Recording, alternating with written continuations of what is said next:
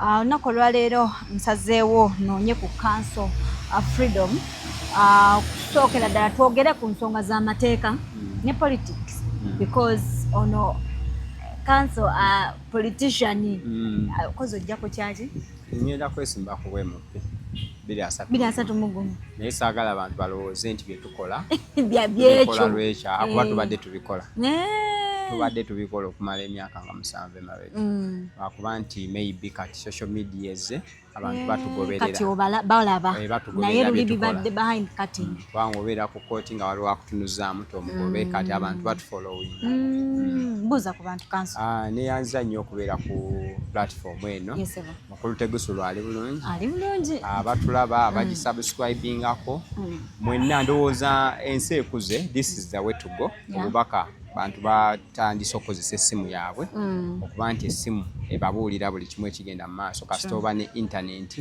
asoba ne data so bwemubeerako ku simu yammwe ate ne mukyuzinga guno omukutu ndowooza muba ffenna mutusapootinze abaleeta ebirowoozo mukutu guno mwe abatuyita okuwa ebirowoozo nammwe ababiwuliriza ate naabo ababiteesaako naabo ababiteesaako mu bubi waliyo n'ababiteesaako mu bubi abantu basuubira bajja tulemesa okukola oba oliawo ekituufu oba kyetwagala olwa criticism naye kati oba oyagala okusanyusa either namateeka oba munnabyabufuzi criticize because the longer you criticize tukolera nnyo mu ezo ne controversy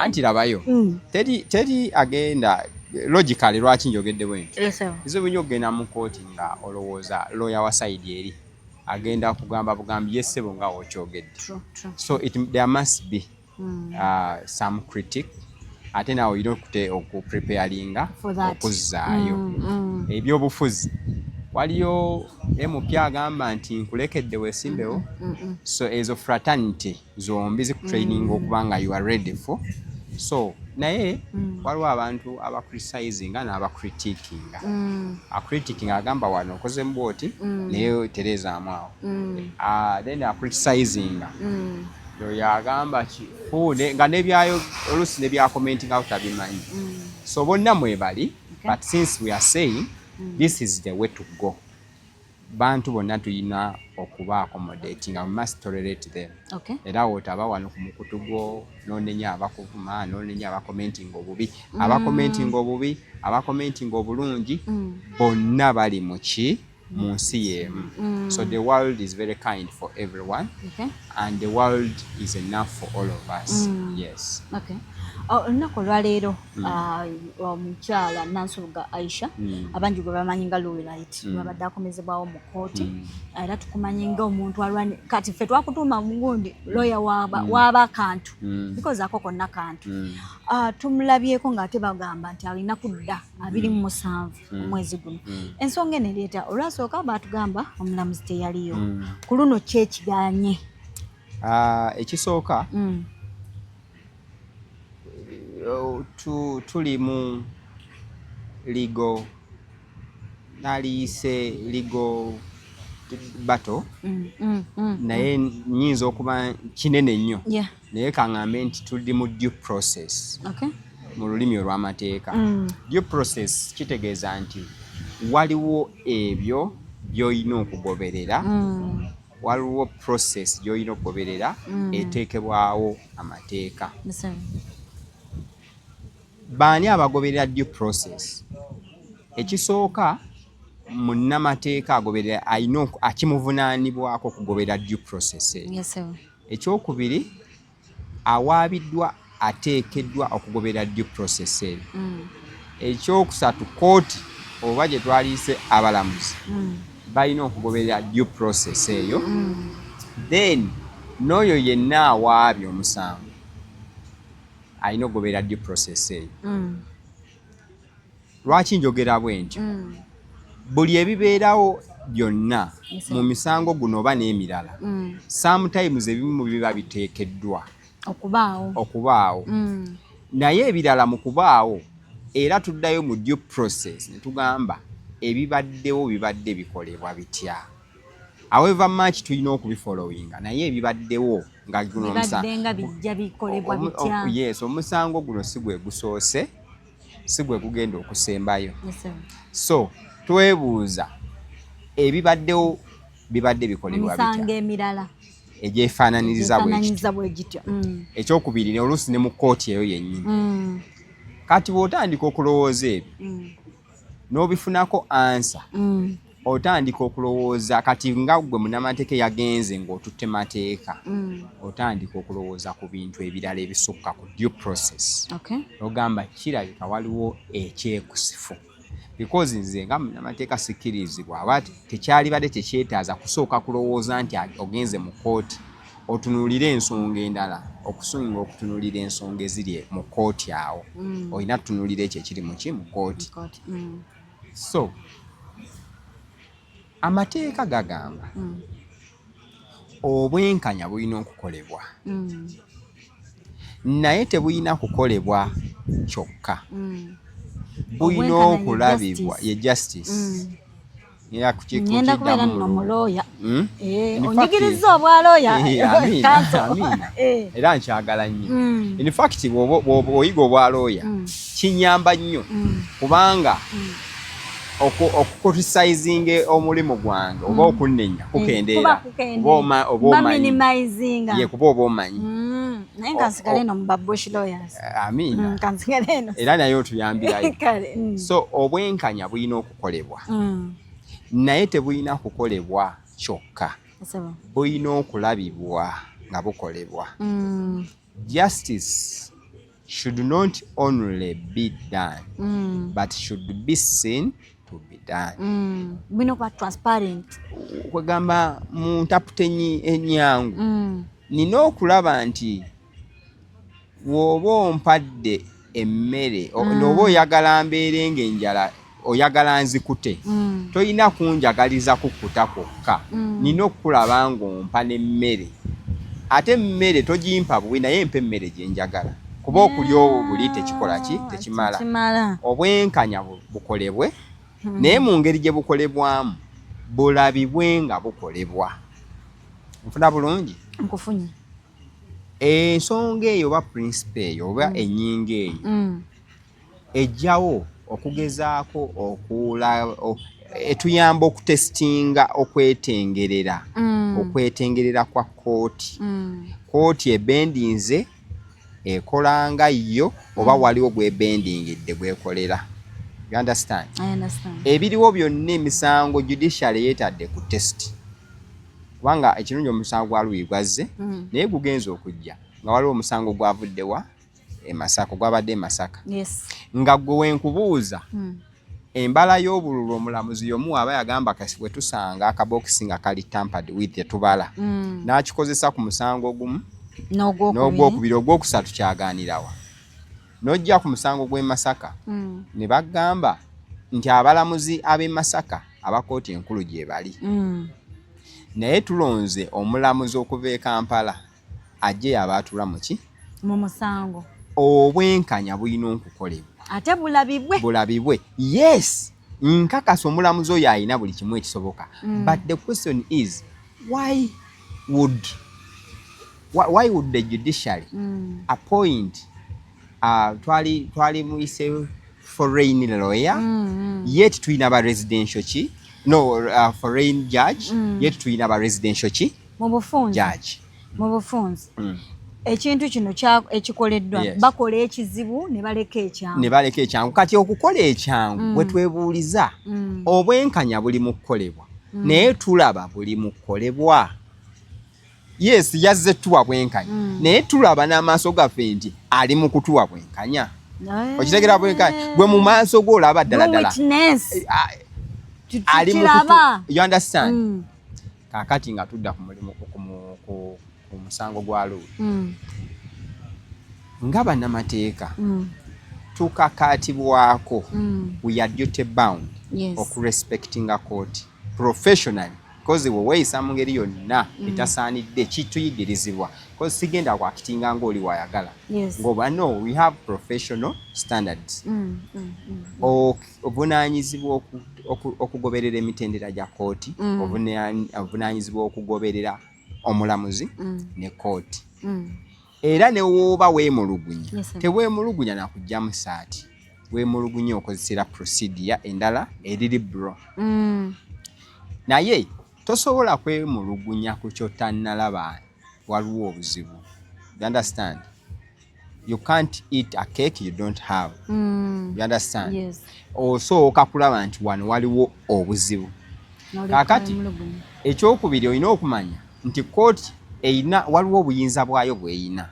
Kati musango gwa Lwirayiti n'emirala omulamuzi abeera ne discretion okusalawo kyayagala. Number 2 eyo kati that is a benefit of doubt. Nso kompe credit naizo lawyer discretion. Kati kalwamba oli gumite oli ki? Ndi gumite lo. Now kati omulamuzi ayinako ebintu bye yeesigaliza. Ebimu ku bye yeesigaliza kwe kutegeera ddi gwagenda lwasobola okuta omuntu naddala ng'asaba ebbeeyi. Ekyokubiri kwe kuba nti asobola aweebwa discretion obuyinza okulaba kiva eriyo omulamuzi okulaba abamuyimiridde oba beebo basibeera onfuna bulungi. Ekirala omulamuzi asobola okulwala asobola okulwaza asobola okufiisa kuba tekimuggyako kuba nti naye muntu okitegera bulungi. Ebyo mbyogedde kuba kaakati z'ensonga ezeetooloolera ku musango gwani gwa Lwiri ebibaddewo okwo ebimu ku bibaddewo olwasooka twateekamu okusaba eyo due process nti omuntu alina right ye okusaba okweyimirirwa ne tukikola.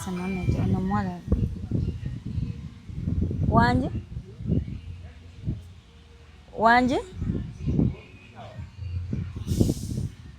ku Joy Star Joy Star ngadde walukwago manyira agirira mu Joy Star kumpi ne Jacaranda nkujjeko ndi wali nedda kakati twasaamu okusaba kwaffe bwe tumala okusaamu okusaba kwaffe ne tulaga ki kwe twaliyimiridde okuba nti obwekitiibwa akkiriza oba kooti ekkiriza omuntu ono awoze ng'ava bweru. Ezimu ku nsonga ne kooti endala n'emisango emirala bye tubadde nga tuwa oba bye tuwa ky'omuntu tegunnamusinga akyateeberezebwa okukola ki? Suspect is presumed to be innocent. Tewanaleeta bujulizi bumuteekeddwako. That's one. Yes. Number 2 omuntu ono ayina abantu abasobola okuba nga abayima nti waaba abuze kooti wemwagalira webali abamweyimirira ekyo kyakubiri. Ekyokusatu nti omusango omusango gukkirizibwa okusaba okweyimirirwa. You understand? Ekyokuna misango nga kooti eyo ento teyina toyisobola kusabayo kweyimirira. Kati ogwa rape kati nga n'omusango gwa Muwanga Kivumbi okweyimirirwa tokusaba eyo. In fact kati kankujjukiza omusango gwammwe guli gwe mwagoberera ennyo ogwa Hajati ne Haji temwasooka eri Kajjansi. Ati Kajjansi baali tebasobola kubawa kweyimirirwa paka mwasala ne mujjawa eno kwa High Court. Kati eri kooti yali tekkiriza. Oyina kuwaayo buyi oyina kuwa ansayo bakusomera busomezi. Kakati olumala ne bateekateeka empapula ezikusindika mu ki kati eri kooti ye bana obuyinza okusaba ki okusaba okweyimirira. Okitegera bulungi. Kati ekyo ne tukiraga now olunaku ne balutuwa kwolwo lwennyini state tebamukkiriza kuddamu kuwanziramu ye ku bye tuwaddeyo. Batuwa olunaku olulala okuwuliriza enziramu y'omuwabi waki wa gavumenti. munnange twagenda muwabi wa gavumenti yagamba omuntu gwe twateekayo nga surety oba ng'eyeeyimirira omuyima mbusi maama waluwe. Era ekyokubiri n'agamba nti nga yo obujulizi abujja anti naffe twamuddamu twamulaga nti taleese bujulizi. Ekyokubiri n'alaga nti bano abeeyimirira abayima baava mu bitundu byanjawulo. Era ekyo ne tukimulaga nti ekyo etteeka terikiina kye kirigaana. Ekyokusatu waliwo emisango emirala. Waliwo emisango emirala egiteeberezebwa okujja. Then era ne tumuddamu ne tumulaga nti emisango egijja si gye gituleese mu kkooti eno. Tuli ku ki? Tuli ku guno. Bwe guggwa ng'egiri ginajja tunaagiraba. Ate kkooti tesobola kubeerawo lwa street talk. Tigundi yagambye twawulidde kitegera bulungi. Ne tugumiikiriza. Kakati njagala weebuuze. Tuddeyo ku kibuuzo kyaffe kiri. Obwenkanya bulina okukolebwa. Tebulina kukolebwa kyokka. Naye bulina okulabibwa nga bukolebwa. The transparency in giving out justice must be exhibited. Must be exhibited. Kakati enziramu ya state ne tugifuna naffe ne tubaako bye tuzaamu bye tutereeza. Era omulamuzi n'agamba talina budde buwansala. Tabulina obudde. Buwansala. Omuntu akyali innocent. Kusanga Gutebe lyagamba Facebook page siye. Omwana n'agenda kati agenda munaku mmeka? 3 mwezi. Nze era oyamba nkozi ogwange. Eyaleeta omusango muwaabi wa state yakola ogugwe n'aguleeta. Test eri ggwe omulamuzi kubanga eyo entebe ogituulamu kuweeyinga kutunuulira mbeera bye tukunnyonnyola. Naye ate oluusi ffe tutuukanga emikono gyaffe kisibiddwa because ntebe nzikirizibwa kwogera bye nnina kwogera naawe n'obaako ky'obisalawo okwo. Kakati n'atugamba ajja kudda nga 2. Nga 2 we yadda. Omukulu n'abeera ne workshop. Wekitiibwa omulamuzi. Kakati awo twaleera naffe tetulina kye tusobola kukola. Ng'era musibiddwa. Era tusibiddwa. Nga we ngambye you must respect a due process. Nga we nagambye omulamuzi afiirwa, afiisa, aba n'obuvunaanyizibwa obuki obulala. Ekyo it is understandable. Kakati olwaleero ensala yali erina okuweebwa nga 2 nga taliiwo. Ate tuzze n'otugamba nti egundi bashurity waleeta batono. Ekintu ekitono ennyo kye walina luli osobola okukola ki? Okwogera. Kuba akozesezza eddakiika zibadde mmeka? Kakati ekibuuzo kiri nti tuba tukyalina pride, confidence eri courts okutuwa obwenkanya. Because tuyinza okusibibwa omanyi gundi bye bino byabadde ayogerako. The rebel lawyer Semakadde abadde ayogera ku nsonga y'okuba nti tukozesa procedures ebiseera ebisinga okulinnya ku bwenkanya. Embeera eyo kaakati bwe tuba tugenda mu mwezi omuntu akyali innocent n'omuzeeruzira ng'ogamba bashurity baali babiri bwe yawaayo. Tebagambye nti baba bashurities ababiri baali tebasaanidde. Batono. Mwina leeta bameka? Nanti era tatugambye nti twali tulina leeta bwe bati. Awo we tunuulira ekitongole ekiramuzi. Okikubyemu ebituli? No, it is okay. Because the truth is ne bwe tunagenda ew'omulamuzi omulala n'okimunyonyola kuba naffe tulina mikwano gyaffe abalamuzi. You understand? Tulina bataata baffe abalamuzi. Mu famire zaffe mulimu abalamuzi. Okitegera bulungi. Era omukubira essimu n'omugamba n'ekino nga tikiraba. Worship no tuvuddeyo naye worship no munaye akoze bw'ati ne bw'ati. Sometimes they laugh at them. Sometimes they wonder. Sometimes they tell you things which are beyond that you cannot address here.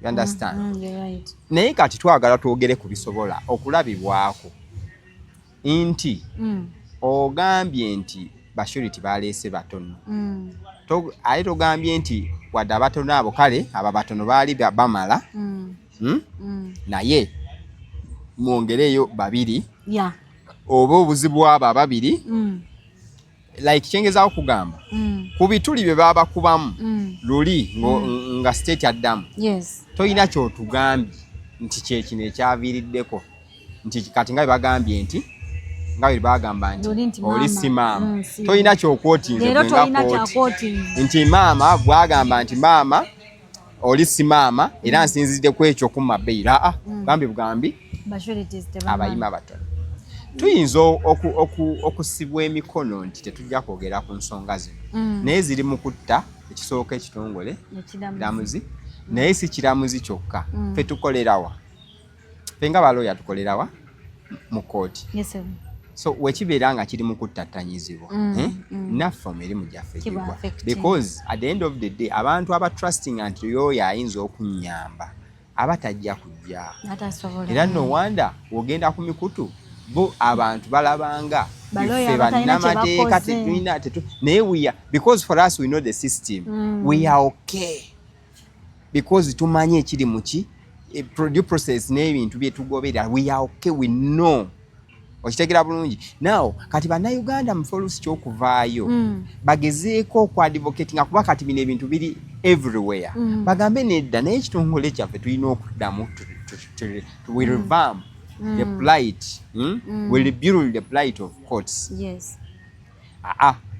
wanga ye intention ye erigamba omuntu oyo alina ovaayo ate lawyer alina omujja lawyer alina kulaga kooti ngeri ki omuntu oyo alina ovaayo naye talina buyinza bumuta omulamuzi ata so kati awo olwaleero tugenza okulaba kisusse era ne tukozesa ogwo omukisa ne tugamba kati naffe katukyuse ku ki ku layini ne tusaba kooti egoba omusango ogwo tuzzeemu ne tuteekayo okusaba okulala okusaba okwo nga kuyimiridde ku nnyingo ekisookera ddala ey'amakulu nti kooti terina buyinza buwuliriza musango ogwo mu mpaaba omukulu yagamba omusango gwaddizibwawa kitwa kiwaatule kati kooti etwala ebintu by'ekiwaatule eriruddawa eri Nakawa ndowooza naawe otegedde bulungi ataliki eri Nakawa kaakati ne twebuuza lwaki omusango ogwo gwaleetebwa ku Stewall kati ne tusaba kooti atirisi omusango gugobe ng'era Nakawa we baagobye ogwawayiswa kuba ogwawayiswa gwali gwaddizibwawa Kawempe tongamba nti baguziza Kawempe tebatransfalinze bagugobye onfuna bulungi era mu kusaba kwaffe tebatulazeeko bali sayidi eri tibali agadde gubeere transfer ya kati era tujja oyinza okutuuka ku nsala era nga nayo olaba bye twogedde ne bye tusabye kooti si byebyo byesinziddeko ofunye bulungi oba ebintu bye twogera wano tubanga abamala obudde but we have the obligation okubeera nga tuyambako eggwanga okutegeera ebintu bino because tomorrow it's gonna be you. Muyina obuvunaanyizibwa. Yes. Okuwa abantu. Okubannyonnyola because tomorrow it's gonna be you. Gwagenda okubeerawo. You understand? Yes. Oyinza okukozesa kana kadakiika katono lobaako ky'oli ngamba so that when it happens on you ojjukira nkozi zino ono byamutuukako. Kitegeera bulungi. At the end of the day inze sometimes being a lawyer nyinza okuba nina emikisa mitono okubeera mida omanyi lwaki mmanyi etteeka weeriro manyi ekyokukola manyi no goes on manyi goes on. You understand? Ekyokubiri nyinza okuba seetaaga inze bwe mba nguzizza nyinza oba seetaaga kunoonyaani lawyer kubanga benkola nabo bakola ki babaawo bajja for my rescue naye gwe nti ebintu bino bw'obitegeera nga we bigenda mu maaso either kikuyambako n'omanya nti bino either sijja bigendamu because ffe tetugamba nti Louis byakola oba byateeberezebwa okukola nti tubi promoting oba tubijaguza birungi nnyo naye ffe twagala aweebwe eddembe lye eryokwewozaako transparently avunaanyizibwa oba ayina eddembe okusaba beyiro okweyimirirwa okusobola omuweebwa ssemateeka okukusaba twakusabye kyekyo ekimugarantinga ennyo okubeera nga omuntu wa treason owa rape n'owa defilement tasobola kuweebwa beyiro naye ate n'owa hate speech naye nga taweebwa beyiro. So we must advocate for uniformity mu ngeri kooti gyekola mukwegamba obuyinza aba match courts zibuyina ne judiciary n'abalamuzi they should not over exercise them. They should not excessively misuse. In fact, the right word, misuse. Because even discretionary power must be exercised reasonably and judiciously. Nti amaanyi ago agakuweebwa g'osobola okukozesa olina okugasalawo reasonably ate olina okusalawo nga nago okozesa ki mateeka bwe tolina agamba nti okuba netteeka omenye buli kimu nno so kati yeeyo muganda waffe Louis Light of course ye baali batugamba tugezeeko okulaba nti tuteeseganya that has been the request of the public. Client waffe ne tumuwa idea y'okwetonda and she was willing naye ayinamu because katumwogerera because taliiwo ate abantu twalaba mu judging client waffe ekimuluma kyekyo she continues to believe nti Facebook page siye kati alaga nti Facebook page ye ebadde ekozesebwa abantu abaki abenjawulo no si whoever is using babadde bagikozesaako ebintu ebyenjawulo okuvuma so weba yavuma kwono nevuma kwoli when you accept to make an apology it means buli omu wano kubanga an apology egenda wa muntu omu what if omulala yakozesebwa okuvumibwa kweyo Facebook page naye ajjenja mutegedde Louis mutuufu you get it ate ng'akkiriza nti si ye mutuufu nawe wetwagalira nti we wabaawo obujulizi nga babulina abaawaabwe bakkirizaawo ebebbeeyi omusango guba teguvunze teguba tegugenze tutandike okuwoza because okuwoza kugenda tuyamba okuleeta obujulizi obwo bukakasa Facebook page ye wabula si ekyokuba yiye tekimala naye n'okuba nti ye yawandiika ebintu ebyo yakola ki yabiwandiika otegera bulungi so kati awo we gumusinga addizibweyo onfuna bulungi naye nga wano aweereddwa omukisa nga ajja awoza bino ebitambula mu bantu abagamba nti eyo Facebook page account Louis gye yeegaana mbu bagenda mu forensics ne bagiraba nga email yaggulawo TikTok account ya Louis yeemu erinemu eno account ya Facebook. Kati ani oyo ayogera because newe muba mugenze mu kooti ayogera obaawo obujulizi alina okuba nga yoyo alina okubuwa si kugamba nti naze nakedde nenfuna obujulizi olina okuba nga yeggwe asaanidde okubuwa obujulizi obwo okuba nti busobola okwesigamwako ekitegeeza bulijjo obwo obujulizi tebutuukanga ku mmeeza zammwe buliwa obwo bwe nkugambye kati omusango engeri gyeyiguli mu kooti kosi obuffe tetuvunaanyizibwa discussinga details za musango tebala tuyita ku byabaddewo naye nkugambye emisango gyonna nze ndi ku kyombuuzizza nti abantu bye bagamba a question is ani agamba abantu si be balina okugamba ku ekyo okukiqualifyinga okubeera nga kiri authentic abo abalina expertise okozesa Facebook page oyina yiyo nziramu yiyo kyekikakasa nti yiyo kubanga nagigulawo mugunzi kubanga wagigulawo okukkiriza nti nno eriyo abantu abakozesa Facebook page mu linnya lyo naye nga si yiyo is it possible kati bwe kiba nga kisoboka kitegeeza era kisoboka omuntu okozesa Facebook page mu linnya lyo because a page is a page. Having a page is one thing in your name and owning a page is one thing and managing, controlling or managing that page is another thing. Okitegera bulungi nti erinnya lyo gwe kasita libeera nga li attractinga likes oba muntu asooli advertisingirako lina numbers kikuteeka kubeera candidate w'okubeera nti osobola okufakingibwa oba someone can impersonate you. Now, if that is possible, tuba tujja kwetaaga expert evidence okukakasa page eno okubeerawo kwayo kwalimu participation yo kwalimu omukono gwo were you in control. You understand? Because tumanyi nti omuntu asobola okutakinga advantage.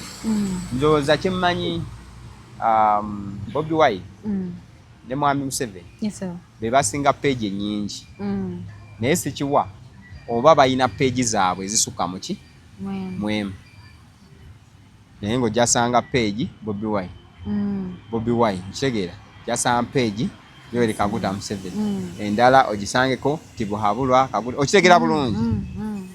At what stage, which page does he abantu benkugambye page ki ze balinako control era nga ekigenzeeyo babeera accountable nga basobola okuvunaanibwa no se okuvunaanyizibwa kwebyo ebiba bikoze bigenzeeyo. Ati awo olaba lwaki ekigambo you are presumed to be innocent wekijjira nti kisoboka chances are high nti nono kyayogera nti siye nga kituufu. Kati ono omuntu agamba nti bajjayo forensic ekyo tukiyita politicking of the case. Oyagala ogezeeko okujustifyinga oyagala justifyinga kyewawaaba okakase nti ddala kituufu ne forensic twagifuna. Who are you to get the forensic? And in any case, do you think wetufuna forensic gwosobola ogifunako wa street? You cannot. You cannot because this is a matter forensic report we baba bagifunye balina gye bagitwala era ekuumibwa butiribiri. You understand? Kuba egenda kukozesebwa okuprosecutinga ofuna bulungi kaakati gwe wa street oba wabijjeewa nga n'omusango gwakagenda ennaku mmeka ng'ate ne oluusi ne state ali mugamba tukyali mu kunoonyereza. Okitegera bulungi. So ba opinionist ab'endowooza tulina okubaleka bawe endowooza. Then era nina gwe njogerere mbagamba buli omu alina obuvunaanyizibwa bwe. Nze kankubuulira oli ne wavaayo n'akola ki n'ankriticize kasita nkola obuvunaanyizibwa bwange ebisigadde kati awo numba as long as wenna agenda mu BAR ne banzijayo bagamba ddala omusajja ono kino yali kikoze kasita nkakasa nti naali kikoze awo tambula. So kati n'ekintu ekyo kya bujulizi obwo nedda. Issue eriwo ya omusango twalabye nga ogutandise okubaamu politics alinga okuba tuyinza oba tetuli mu kooti nga tuli mu byabufuzi and that is understandable because we have handled such cases. Tubadde musango gwa Waiswa waliwo twatuuka ne tulaba nga it's politics at play, maybe parliament issues nga baagala kola ki tebaagugobye. So if there is politics at play sometimes abali mu buyinza munnaye be balina obuyinza. No, it happens but nga nino kolima because si be twaliagaliza ensi yaffe twalibadde n'ensi nti omuntu ne waabaziza omusango because kakati kanbuuze leero okwata omuntu kyangu nnyo okumuta kwe kufuuka okuki okimanyi nti mu Uganda okukwata omuntu nakati saawa zino juli we mbanjagala okukwata wengenda wali nenfuna reference bakwata oba bamaze onnoonyereza oba tebannakola kitegeeza wetuleka ebintu bino ne bigenda mu maaso ngenda kulaba nga ba business competitor bemwewalana nabo ku mirimu ngenda funa nga muntu atandabikidde bulungi okitegera bulungi omukyala oba mugambyeko n'agaana onfuna bulungi ngende ku poliisi ntekeyo complaining kyoyo yanvumi obutuufu bwakyo n'obukyambu abo tebannabukakasa bankwate landlord ajja kubanja tenanti ng'amugamba tenanti amuddemu sina ssente biki ayombe poliisi you understand naye bwe tuba ne judiciary nti poliisi ne weba eyina obukyamu maybe ya rushinga naye nga judiciary tukyagiramu essuubi omuntu ono neegezaako okwekenneenya abalamuzi ne badda ne tulaba nti balimu bafuna embeera y'obuzadde politics nata overriding I'm telling you obwenkanya bujja kudda ntegera bulungi abantu abarepinze bamale babeere ku remand abadi filings babeere ku remand ababbi abassa abantu babeere ku remand ne yakozeseza ka Facebook page ate nga ne waba yakakozeseza naye nga bagambye ayine osobola ayina olukusa okusaba okweyimirira why yeah tukigambye court nti if it's not court okutunulira muzina ensonga then who ate tukirekere street nga ogambye nti street yebesalawo nti luyo bawe ateebwe you know ekisigedde muziri kyalina obuyinza twagala kutwala naawe mayenda kuzomwayizaako nedda oli ku bbeiro naawe so but tetubyogera mu bubi tubyogera ku lw'obulungi bw'ensi yaffe honestly oluusi biruma naye ng'olina byogerako kale olunaku lw'eggulo yabadde birthday ya president happy belated birthday tukuyozayoza myaka 41 anamuoneka akyali nyo eggwanga likyamwetaaga emyaka emirala 3 then tumute nga 3 zijja ba 78 awo tumuleke agende mu faamu omujja kuba muleesaawo asobola ne wanaaba okubanga okubeera president emyaka 10 luta lwa kigere naye because tusuubira nti waabaze ku bukulembeze tajja genda overstay the longevity because longevity gyagezaako kulwanyisa kibi nnyo omukulembeze okubanga ofightinga notion oba theory y'ebyobufuzi ate woofuna obufuzi obukulembeze n'ogoberera tracka y'emu you understand wali ojja mu bukulembeze wagamba abakulembeze tebavaako abakulembeze bannakyemalira abakulembeze tebategeka bululu buki bulungi but afterwards n'ofuna omukisa abantu ne bakwesiga ebyo bennyini bye walwanyisa n'oba ate nga byoyitamu okitegeera kibi nnyo kikosa nnyo abantu ate gwe oyinza okukyayibwa nnyo n'okusinga bali bewakola ki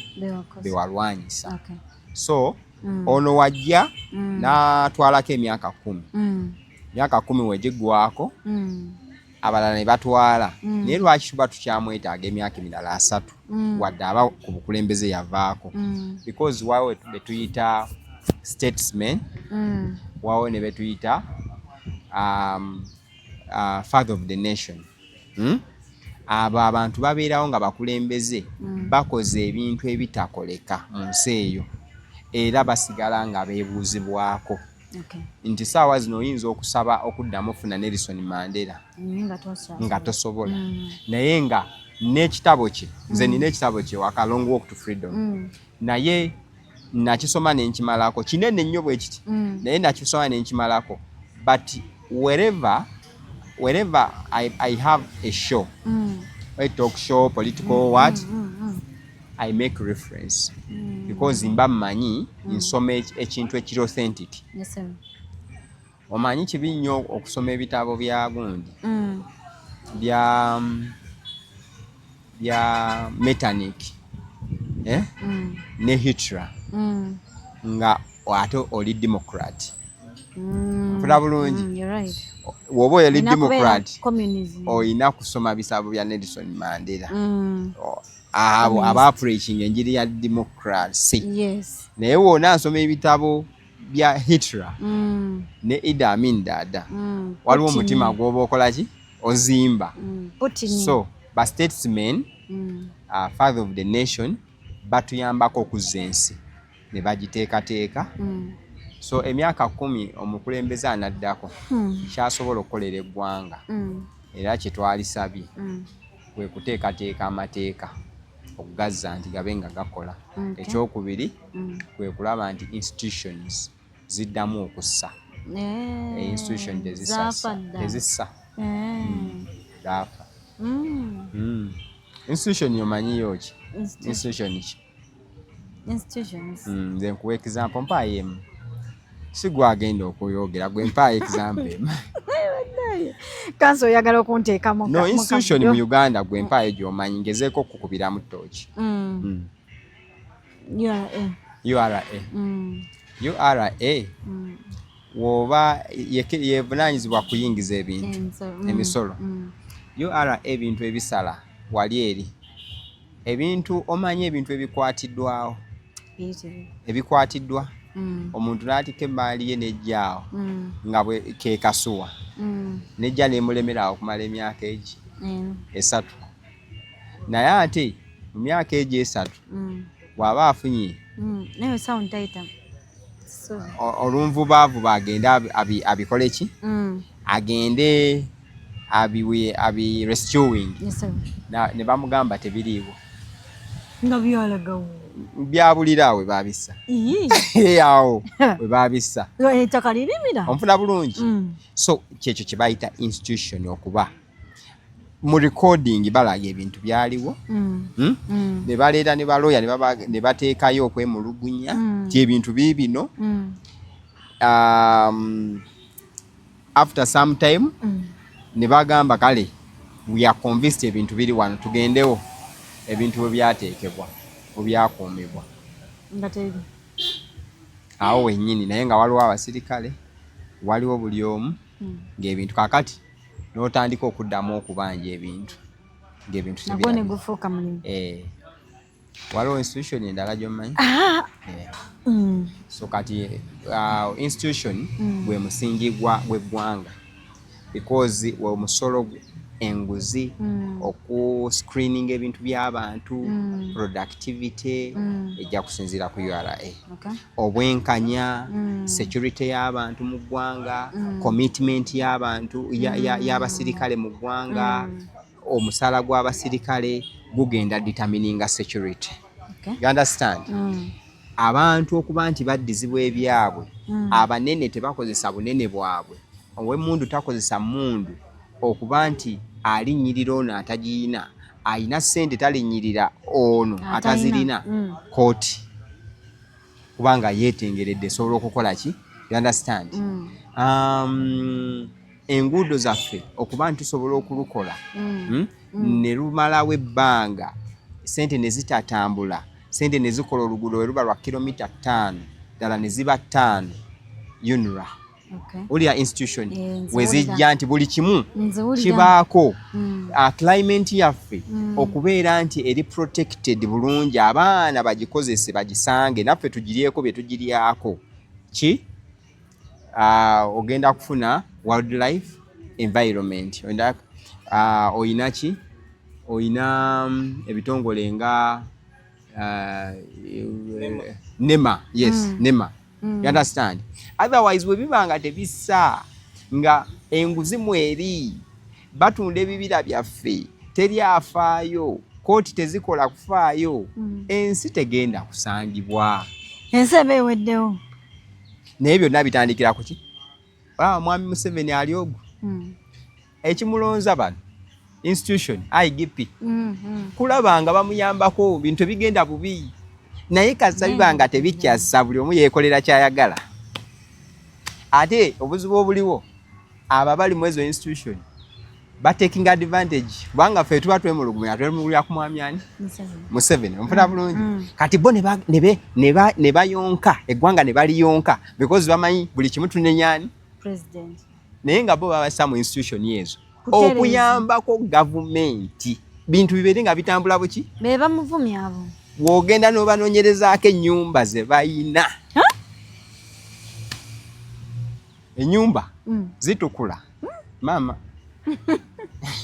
in fact zitukula zisinga n'ez'omukulembeze w'eggwanga tekikola twalabako ey'omugenzi wano yali ani mulenzi aronda tumwine eri tumwine enjuyi yali etukula osinga ey'omukulembeze w'eggwanga yes nalabako eya sipiika Anita Among oba okitegeera so kati abantu batekinze advantage y'okuba nti institution okubeera nga kumpi tutunulira gavumenti bo ne banyunyuntira ddala ku trafiki wogenda mu trafiki bubbi buli omwe n'ogamba emmotoka kiri kukuba ennaku zino mutozaayo abaana okitegeera bulungi so ne brief institution zirina okuddamu kuzikola eki zisse zifune life legal life buli omu akola kyalina okukola nga kiri ku lwa bulungi bwaki bwa ggwanga patriotism omwoyo gw'eggwanga yes omwoyo gw'eggwanga nti omuntu asobola okubeera mu institution n'aba nti akola ekintu ku lw'obulumi afiirawo okitegeera omuntu batuuka ssaawa mmeka ku mirimu nkubuulira osobola kati ssaawa zino genda okufuna obuyambi mu ofiisi y'omuntu n'obeerawo n'otuuka ssaawa 3 ssaawa 4 ssaawa 5 ng'omuntu oyo tannajja mu ofiisi wajja n'alyoka ne yeggalirako mu ka ofiisi onfuna bulungi n'abeeramu okumala eddakiika 4 waayitawo layini nnene okumumiitinga obumiitizi nga byayogera customer care tewali reception tewali you understand ogamba naye bano abantu basasula omusaala gujja mu budde balina bukyayi bwe babawa n'otuta oba vouchers oba biki impressed babifuna abamu babawa amafuta you understand but they cannot be appealed kale kanso katumalirize sibula ku bantu neyanziza nnyo ababaddeko nga mutuwuliriza abagenda okutuwuliriza mbadde nsaba muggyemu ebyo ebikulu ebiyinza obbagattamu ebiyinza obbagattako ebitabayamba mubindekere bisigaze nja kubisigaza kale nonno Jeff Kennedy bwatyo yagamba yali akampeininga n'agamba amanyi sinze atengeredde muleke ebyo ebitabagasa mugende n'ebyo ebibasanyusiza oba ebibagasa kale kulwa Katonda n'ensi yange nze Judy Potential